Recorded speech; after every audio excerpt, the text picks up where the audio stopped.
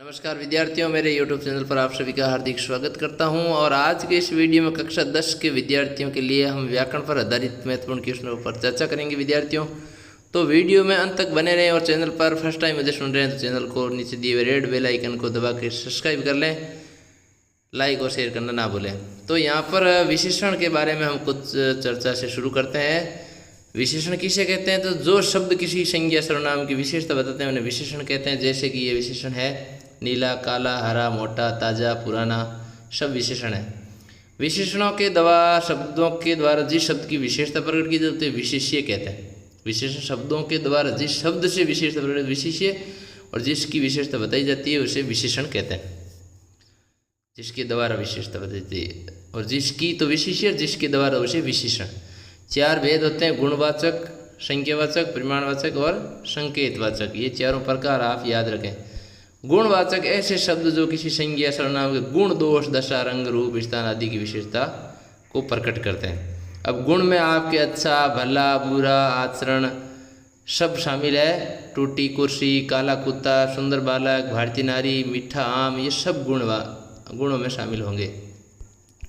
संख्यावाचक ऐसे शब्द जो किसी संज्ञा या सर्वनाम शब्द की संख्या को प्रकट करते हैं तो वहाँ पर उसे हम संख्यावाचक सर्वनाम विशेषण कहते हैं। तो जैसे निश्चित संख्या है ना, 10, 5, 10 लड़के, 100 रुपये, ये अनिश्चित में कुछ लोग, थोड़े रुपए, ये है। तो यहाँ पर कुछ लोग है तो संख्या है, थोड़े रुपए हैं, लेकिन है तो संख्या कितनी है ये पता नहीं, तो इसलिए अनिश्चयवाचक विशेषण। परिमाणवाचक विशेषण ऐसे शब्द किसी वस्तु, पदार्थ, नाप तोल मात्रा को प्रकट करते हैं। नाप तोल मात्रा को प्रकट करें तो वो परिमाणवाचक विशेषण। इनके दो भेद हैं, वही निश्चय और अनिश्चय। तो निश्चय में आपके हो जाएगा 2 लीटर दूध है, 5 लीटर चीनी है, 5 किलो चीनी है, 3 मीटर कपड़ा आदि। और अनिश्चय में वही थोड़ा दूध, कम चीनी, थोड़ा कपड़ा आदि। संकेत या सार्वनामिक विशेषण जब किसी सर्वनाम शब्द को किसी वस्तु की, व्यक्ति की ओर संकेत करते हुए वाक्य में प्रयुक्त किया जाता है, लिखा जाता है। जैसे इस गेंद को मत फेंको, ये पुस्तक मेरी है, तो इस है, ये है, ये। वह घर रमेश का है, तो ये संकेत कर रहा है वह घर, इस और ये है। इस वजह से ये सार्वनामिक विशेषण है। फिर है पर विशेषण, ऐसे शब्द जो विशेषण की विशेषता बताते हैं। पर विशेषण जैसे वह बहुत परिश्रमी है, तो परिश्रमी भी विशेषण है, लेकिन बहुत शब्द है वो पर विशेषण है, ये परिश्रम की विशेषता बता रहा है। उसी प्रकार से छोटा भी विशेषण है जो मैदान की विशेषता बता रहा है, लेकिन छोटे की भी विशेषता बता रहा है। कौन? बहुत शब्द। इस वजह से ये पर विशेषण है, अत्यंत है, ये ध्यान रखें। शब्द विशेषण शब्द की रचना, तो ये है वो कुछ शब्द मूल रूप से विशेषण होते हैं, लेकिन संज्ञा सर्वनाम विशेषण क्रिया के बाद में जुड़कर विशेषण शब्द बने जा सकते हैं। ऐसे प्रश्न भी आएंगे आपके। संख्या किसे कहते हैं, परिमाणवाचक किसे कहते हैं, निश्चयवाचक सर्वनाम विषय, ये ऐसे प्रश्न आएंगे। अगला टॉपिक है क्रिया का। तो क्रिया का मतलब करना होता है। जिस शब्द के द्वारा किसी कार्य करने या होने का बोध होता है उसे क्रिया कहते हैं। क्रिया के बिना कोई भी काम पूर्ण नहीं होता है, कोई वाक्य पूर्ण नहीं होता है। तो इसमें कर्ता और काल की जानकारी। क्रिया के भेद, 2 भेद हैं। सकर्मक क्रिया, जिस क्रिया का फल वाक्य में कर्म कारक शब्द पर पड़ता है उसे सकर्म, या जिसमें कर्म होता है तो उसे सकर्मक क्रिया कहते हैं। जैसे पूनम चित्र बना रहा है, तो पूनम क्या बना रहा है? चित्र कर्म है। राहुल पुस्तक पढ़ रहा है, राहुल क्या पढ़ रहा है? पुस्तक कर्म है, पुस्तक पढ़ रहा है। विवेक सितार बजा रहा है, विवेक क्या बजा रहा है? तो सितार कर्म है, ये विवेक करता है और ये क्रिया है, बजा रहा है। फिर देखो उसके बाद में हम आगे चर्चा करें तो यहाँ पर सकर्म क्रिया भी 2 होती है। एक कर्म क्रिया, 2 कर्म क्रिया। एक कर्म होता है जैसे बच्चे पुस्तक पढ़ने, तो पुस्तक एक कर्म है। द्विकर्म क्रिया 2 कर्म होते हैं, जिसमें गुरुजी छात्रों को पाठ पढ़ा रहे हैं, तो छात्र और पाठ, ये 2 आपके इसमें कर्म है। फिर देखो आगे अकर्मक क्रिया, जिस क्रिया में कर्म नहीं होता है, अकर्मक क्रिया। जैसे बच्चा दौड़ रहा है, बच्चे सो रहे हैं, राम दौड़ रहा है, ये सब में कर्म है ही नहीं इसमें। फिर रचना के आधार पर क्रिया के भेद की चर्चा करें तो ये 5 भेद माने जाते हैं। पहला है संयुक्त क्रिया, जब किसी वाक्य में 2 या 2 से अधिक अलग अलग धातुओं से बने क्रिया का एक साथ प्रयोग होता है तो उसे संयुक्त क्रिया कहा जाता है। जैसे बच्चा पढ़ने लग गया, तो पढ़ना और लग गया ये पूरा 2 क्रिया साथ में, संयुक्त क्रिया। नाम धातु, जिन क्रिया शब्दों की रचना संज्ञा सर्वनाम विशेषण और शब्दों से होती है उसे नाम धातु क्रिया कहते हैं। जैसे हाथ से हथियाना, बात से बतियाना, सर्वनाम अपना अपनाना, गर्म से गरमाना। तो ये नाम धातु है, नाम और धातु है पीछे, है ना। नाम धातु मतलब गर्म है तो धातु है, और फिर क्रिया बन गई गरमाना। प्रेरणार्थक क्रिया, जब किसी वाक्य में कर्ता खुद काम नहीं कर दूसरे से करवाता है तो वो प्रेरणार्थक क्रिया कहलाती है। माँ बेटे को दूध पिलाती है ना। मोहन राकेश से पत्र लिखवाता है। तो ये इस प्रकार से पूर्वकालिक क्रिया, जब किसी वाक्य में एक क्रिया के समाप्त होने के बाद दूसरी क्रिया संपन्न होती है और एक इसमें कर लगता है। जैसे बच्चा दूध पी कर सो गया, तो ये पी कर हो गया, खा कर हो गया, कर लगा हुआ है। कृदंत क्रिया, धातु के अंत में प्रत्यय जोड़ने से जिस क्रिया की रचना होती है उसे कृदंत क्रिया कहते हैं। जैसे चल धातु है तो चलना, चलता, चलकर, पढ़ से पढ़ना, लिख से लिखना, ऐसे कृदंत क्रिया धातु के पीछे। तदित प्रत्यय भी होता है जिसमें संज्ञा सर्वनाम विशेषण के पीछे। तो ऐसे क्वेश्चन भी आएंगे। वह क्रिया जिनके साथ कर्म प्रयुक्त नहीं होता उसे अकर्मक क्रिया। क्रिया किसे कहते हैं, क्रिया के कितने भेद है। सकर्मक क्रिया फल किस पर पड़ता है, कर्म पर पड़ता है। किस क्रिया का फल कर्ता पर पड़ता है ना। तो ये सब प्रश्न है। सकर्मक क्रिया के कितने भेद होते हैं। जिस वाक्य में क्रिया के साथ कर्म का प्रयोग नहीं होता उसे क्या कहते हैं, अकर्मक। रचना के द्वारा क्रिया कितने भेद हैं, 5 भेद हैं। तो ये है। अगला टॉपिक है अव्यय। अव्यय का मतलब होता है अविकारी, जिस पर कोई प्रभाव नहीं पड़े। ए और वे के जोड़ से बना, जिसमें ए का अर्थ होता है नहीं और वे को अर्थ होता है खर्च करना, यानी जो खर्च नहीं होता है वो अव्यय है, जिस पर किसी प्रकार का प्रभाव नहीं पड़ता। ऐसे शब्द जिनके स्वरूप, लिंग, वचन, काल आदि के प्रभाव से कोई परिवर्तन, विकार नहीं होता उसे अविकारी या अव्यय शब्द कहते हैं। ये भेद हैं 4 इसके: क्रिया विशेषण, समुच्चय बोधक, संबंध बोधक और विस्मयादि बोधक।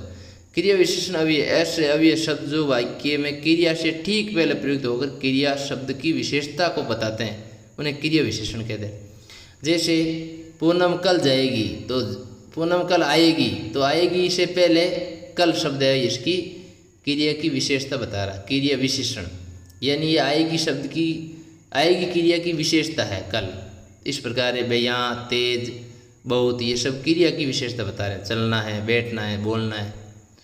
क्रिया विशेषण अव्यय के भेद, अब इसके भी भेद हैं। तो कालवाचक क्रिया विशेषण है, जो क्रिया विशेषण वाक्य में क्रिया के घटक होने के समय और काल का बोध कराती है, तो उसको क्रिया विशेषण कहते हैं।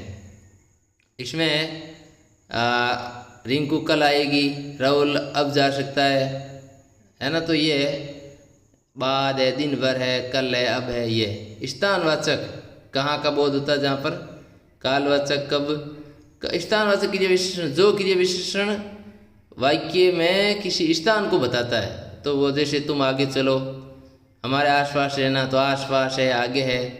इसके बाद देखो आपके कोई बाहर खड़ा है, बाहर है, इधर है, ये स्थानवाचक है, कहाँ खड़ा है।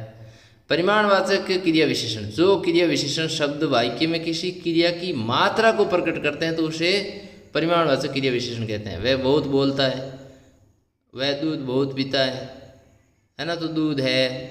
फिर जैसे तुम्हें चाय कम पीनी चाहिए, तो कम है, थोड़ा है, कम है, दूध है, ये सब मात्रा है।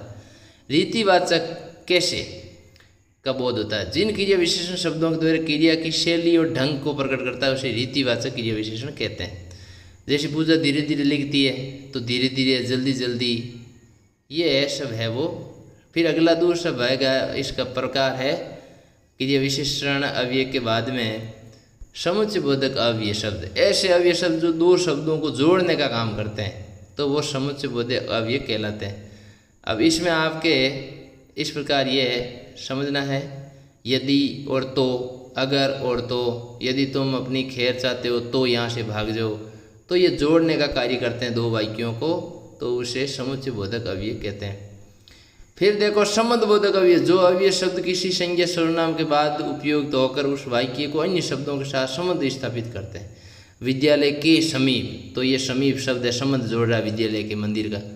ज्ञान के बिना मुक्ति नहीं मिलती, संबंध है मुक्ति और ज्ञान का, तो बिना शब्द है, वो संबंध जोड़ रहा है। वह पिता के साथ मेला देखने गया, तो साथ तक, ये वह विस्मयादि बोधक अव्यय, ऐसे शब्द जो घृणा, शोक, संबोधन, स्वीकृति, विस्मय आदि भावों को प्रकट करते हैं उन्हें विस्मयादि बोधक अव्यय कहते हैं। जैसे वाह, आहा, अरे, ये सब। इसके बाद में देखो हम इन पर चर्चा करें महत्वपूर्ण प्रश्न कैसे आ सकते हैं, तो ये ऐसे प्रश्न आएंगे और तो इनका आप सभी को ध्यान रखना है। अब अगला टॉपिक है संधि। दो वर्णों के परस्पर मेल से बने शब्द को संधि कहते हैं, जिसमें कोई परिवर्तन आ जाता है। दो वर्णों के परस्पर मेल से बने शब्द के लेखन और उच्चारण में कोई परिवर्तन आता है तो संधि कहते हैं। जैसे यदि प्लस अपि यद्यपि, नमः प्लस ते नमस्ते, जगत प्लस ईश जगदीश। संधि के 3 भेद हैं, विसर्ग, स्वर संधि, व्यंजन संधि, विसर्ग संधि। स्वर संधि स्वर प्लस स्वर होगा। जब स्वर के साथ स्वर का मेल होने पर स्वर वर्ण में कोई विकार उत्पन्न हो तो स्वर संधि कहते हैं। जैसे यदि प्लस अपि, है ना, और विनय, विनय प्लस अक विनायक, रमा प्लस ईश रमेश, सदैव, रामायण। ये सब अलग अलग संधि के इसके 5 भेद है। पहला है यण संधि, जिसमें ई का ये, ऊ का वे बन जाता है और री का रे बन जाता है, और साथ में आना चाहिए असमान स्वर यण संधि में। तो स्त्री में ई और ए असमान स्वर है, इधर है और इधर ई है, वहाँ पर जुड़ा तो स्त्री अपि। ई और ए जुड़ के गति अनुसार, है ना, उसके अनुसार री ऊपरी प्लस उक्त, तो री ये बन जाएगा इसका। ये क्यों बन रहा है ये, क्योंकि यहाँ ऊपर लियम ये लिखा हुआ है, तो री और ऊ का ऊ बन गया, यू बन गया। ऊ तो यहाँ है ही मात्रा, लेकिन ये के नीचे ऊ लग गया, क्योंकि री ई का यू बनता है, ई का यू बनता है, तो व्युत्थान। और इसके बाद में देखो यहाँ रू ऊ है और री है, तो गुरुवर्ण, गुरुवर्ण। और तो ये इस प्रकार से आपको ध्यान रखना है। मधु प्लस ऊ का यहाँ वाह बन गया, देखो मध्वाचार्य। तो ये सब शब्द आप समझ सकते हैं आराम से। दूसरी संधि है अयादि संधि। तो अयादि संधि में क्या होता है, ए का ए, ऐ का आय, ओ का औ और औ का आव, साथ में दूसरे खंड में होना चाहिए असमान स्वर। तो देखो इधर पर चे, तो ये ए है और इधर बन गया चे प्लस अन, चयन। यहाँ असमान स्वर ए है, जुड़ा तो चयन, यानी ये इसमें पहले वाला ए।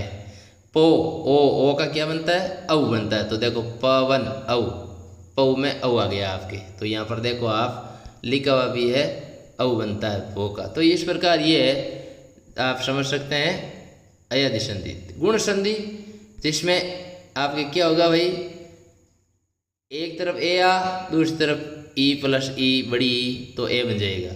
एक खंड में ए या आ, दूसरे खंड में ऊ या बड़ा ऊ, तो ओ बन जाएगा। एक खंड में ए या आ प्लस री, तो अर बन जाएगा। उसके उदाहरण आप देख सकते हैं, रा का आ प्लस ई का ए बन गया। देखो यहाँ पर ये ऊपर लिखा हुआ भी है। तो ये आपको नियम सब ध्यान रखने हैं। नवडा, नव प्लस ओढ़ा, ये अपवाद भी है। महा प्लस तो आ और री का रे बन गया। वर्दी स्वर संधि, ए प्लस आ प्ल ए या आ प्लस ए आई आएगा तो आई बन जाएगी। ए आ प्लस ओ आएगा तो औ बन जाएगा। जैसे आ और ए सदा, सदैव, तो वापस ये जो है वो एक मात्रा वाला ए बन गया। तो इस प्रकार ये सब उदाहरण आप आराम से वीडियो को अच्छी तरह से देख करके समझ सकते हैं। उसके बाद में देखो विद्यार्थियों, दीर्घ स्वर संधि। तो ये इसमें ए समान स्वर आएगा, इसमें बराबर समान होगा दोनों में। रविंदर, इधर भी छोटी इधर भी छोटी, जुड़ी तो बड़ी ई बन गई, है ना। तो ये इस तरीके से आराम से इन सभी उदाहरणों को देख करके आप समझ सकते हैं। अगली अपनी संधि है व्यंजन संधि, जिसके बारे में हम अगले वीडियो में चर्चा करेंगे विद्यार्थियों। तब तक के लिए जय हिंद, जय भारत, थैंक यू।